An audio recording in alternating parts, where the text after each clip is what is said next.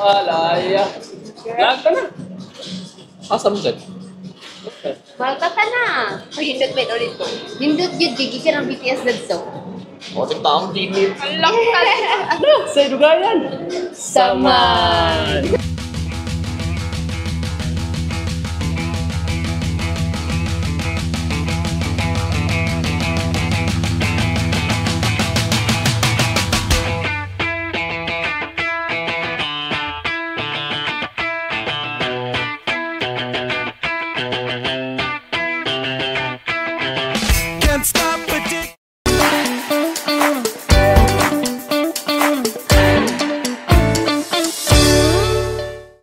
Hello! Way to Lido. Little Peren. So, mo na among first day sa Malta. So, karon pa mi nakaabot. Oras kay 7:15. Among plane ni abot kay mga 4 na good. Yeah, napay problem sa mong pag-check-in. So, vlogger. Sila. So karon ang among itinerary sa first day kay Pamina na lang mo sa iya. kuha sa ami mag-grocery sa ami. Mag-grocery sa ami sa Lidl. Lidl pa rin. Kay pang grocery ay pang pamahaw na mo ug magluto naman mi. Tapos after mga to din mi sa San Paulo de Fragao. Dito may mag-dinner. Kay nindot daw ang view. So, tara! Ang tanaw ni unsa ning nasa Malta.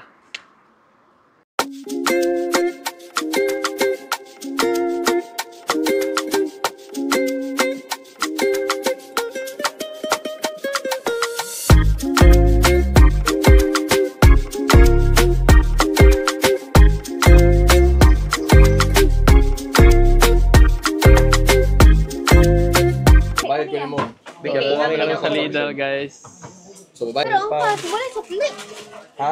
Bayad ko niya. Dili, online man ni siya nga kanakon sa bangko na, di ba? Sige, hata na. Wala na. Amo na na-drop ang among grocery gikan sa Lidl. Nakaroon kay padong nami sa San Paulo de Fragao. So na siya sa Valletta. Daw lang may pagkaon. According sa itinerary ni Nicky G. So,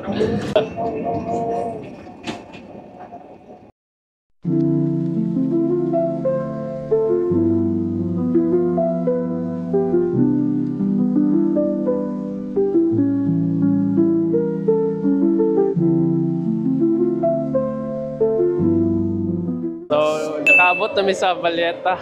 Nindot gyud dere. Nemo mayo yepo daw. Yepo, nuno mo, yepo. Awa gali ninyo. So, naabot namin sa San Paulo Naufrago na ini siya. So, murag sikat ni siya diri kay restaurant nila kay Pahagdan dito. Kapanaog siya. Padong dito sa taas. Medyo gutom na kay wa pa may kaon nga tarong. Pamuno na may order. Ngaon ta ninyo. Because I have my sister. She's living in Scotland. Oh, it's Scotland. Oh, okay. It's so cold there.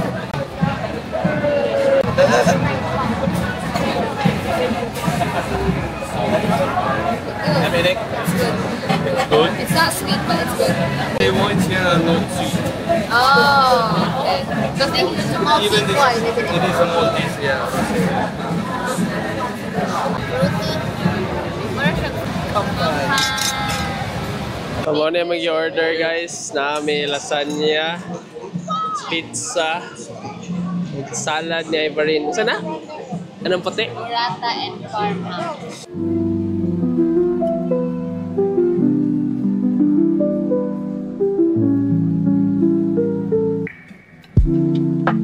Lami.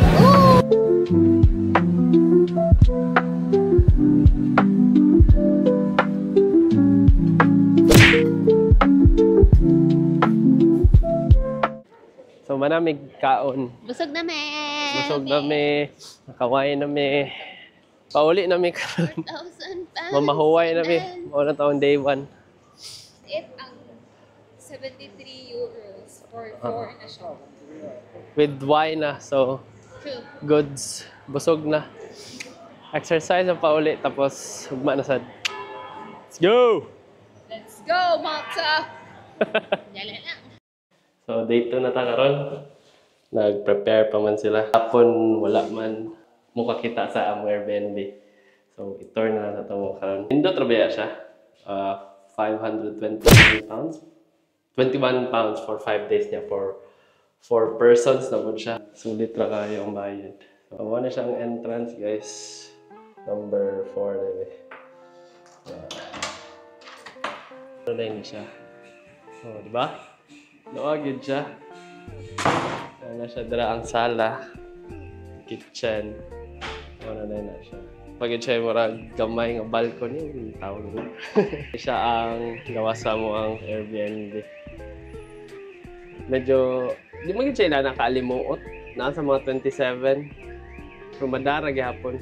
Magtambay-tambay tari sa gawas. So niya gabi inindot tari tambayan. Muna siya diri ang yung balcony. Halos na naman gamit mga condiments lang ang naikulang-kulang.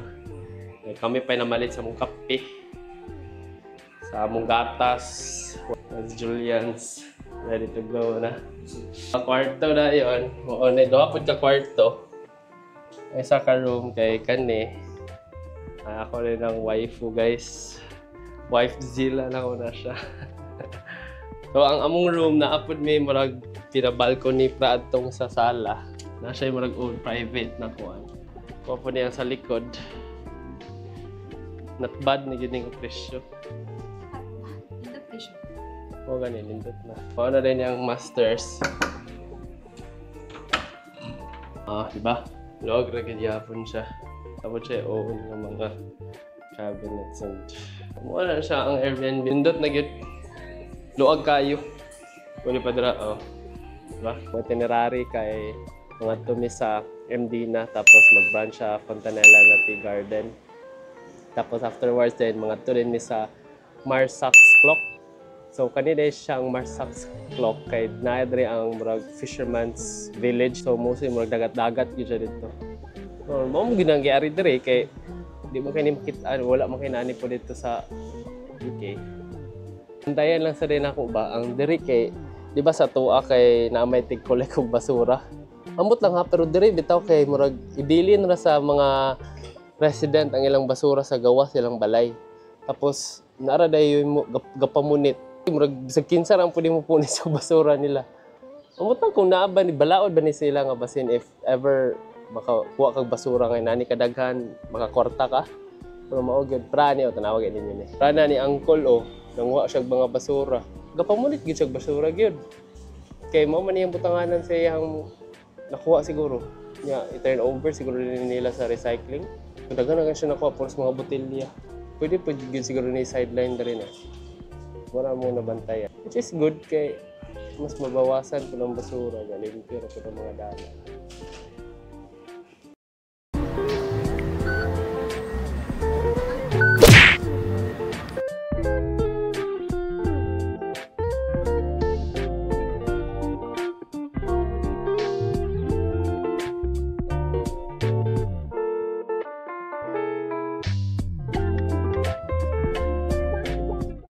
So, nakaabot na may karon diri sa Mdina, Old City Fortress. So, ang history daw day ani kay defensive walls ni siya, guys. Kana sila. Na-built ni siya way back pag yun 1800s. Tapos na-own daw din siya by the Roman Empire. So, defensive walls ni siya. Kana sila tanan.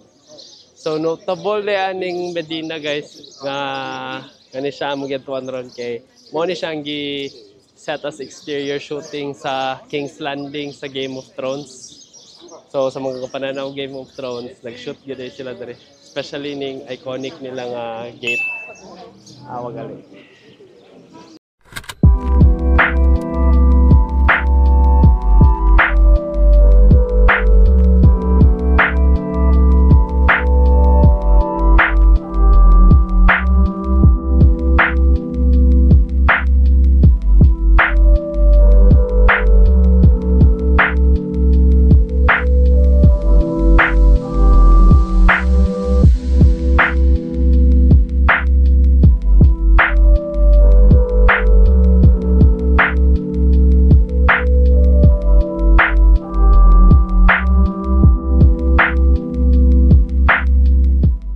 So, nagid mi sa Fortress.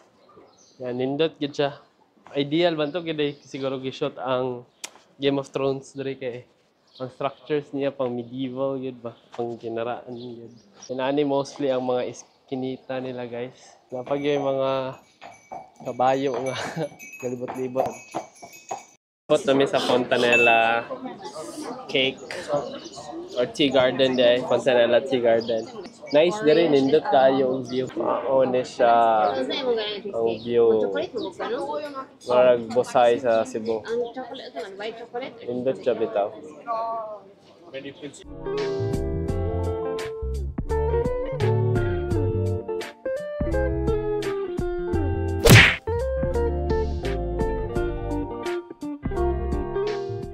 Nami sa MD na. Karon mga ito nami sa Mars Saklok. Nag-bolt na lang mi kay husky muuta na gyud tapos if nag-bus mi, maabtan mi og 1 hour and 30 minutes. Nakaabot na mi karon diri sa Mars Saklok, diri sa may southern part sa Malta. Mostly siya during Sunday fish markets nila. So morning murag highlight diri ng place. Ang Mars Saklok sa diay in Maltese, ang meaning sa Marsa kay port, tapos ang Shlok dayon kay south. So ang translation nila, southern port in Malta. So, matong dagang mga fishermen rin. O, nang mauna ko nga fish market nila dali.